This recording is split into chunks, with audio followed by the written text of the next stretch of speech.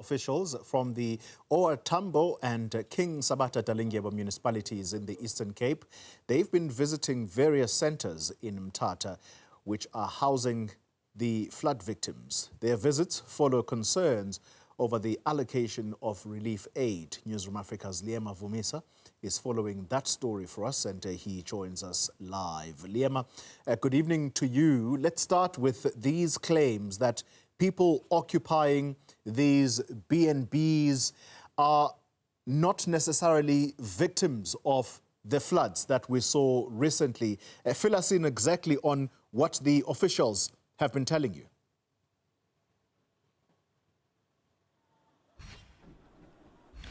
That's right. Well, as you rightfully mentioned there, the officials from the Eastern Cape government alongside the local officials here in the municipality mentioning, of course, that the BNBs that they've made provisions for to house the flood victims are in fact, occupied by some of the people who are not beneficiaries and not even victims of the recent floods that occurred, also informing us that then as they are still trying to consolidate a list of all of those people, it still remains a mystery then as to how that occurred. But when I tried to ask then one of the local officials who were present in the oversight visits about whether or not they have the exact names of the victims across all the areas or even the locations that were struck by that disaster of the floods, they did say that they are still it's still rather a work in progress. But of course, some of the other revelations that came from the residents is that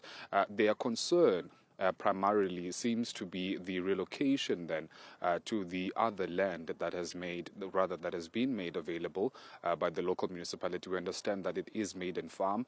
We also know that they're going to provide about 345 temporary structures then that are going to be placed there. The land has already been acquired. Now they are in the phase of construction for those temporary shelters, also trying to install water and other service delivery issues before then they can house those victims. So what we know is that the promises that were made from the beginning of this flood was that 30 days after the people are housed in those community halls, they are then going to be relocated. So that 30 days is going to lapse in just a couple of days from now. But what we know from the MSC Williams that he has mentioned is that there are service delivery issues that he was informed of by those of flood victims. Let's have a listen to what he said to that regard.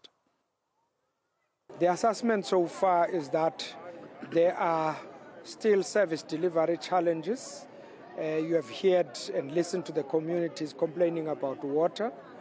And the other important thing is that in others, there were challenges of mattresses that are still lacking. But we are seemingly finding that there are opportunities that are coming to these centers just to benefit all the material we're providing and disappear afterwards. You've also heard that there are corrupt tendencies that have also cropped up where some of the people that may have been allocated to stay in the BNB may not be the actual beneficiaries. Because in the center, the Bambanani center, we've since found that the real beneficiaries are still remaining in the center because they've got genuine issues to raise.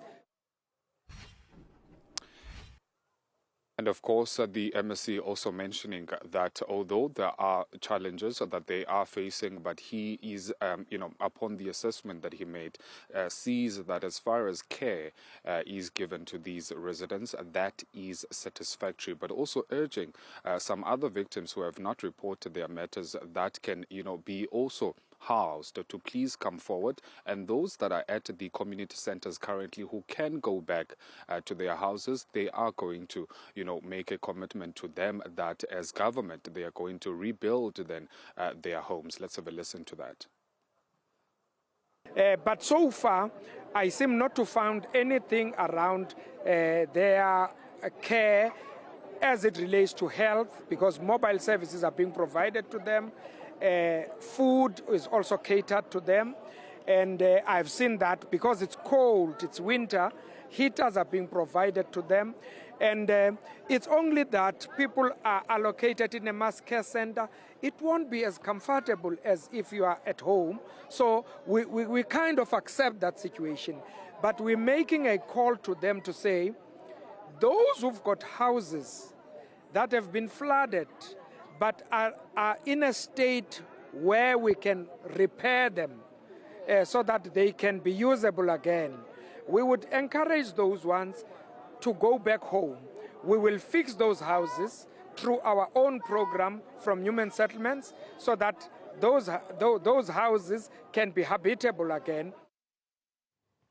Liyema Vumisa, thank you very much for the time being. And these are issues that we raised with the officials in the Eastern Cape. And so we are going to have to press them on accountability if indeed the people that staying or are staying at these centers may not be, and that is a huge question mark, may not be the beneficiaries of those people that were affected by these floods. It's a very upsetting matter.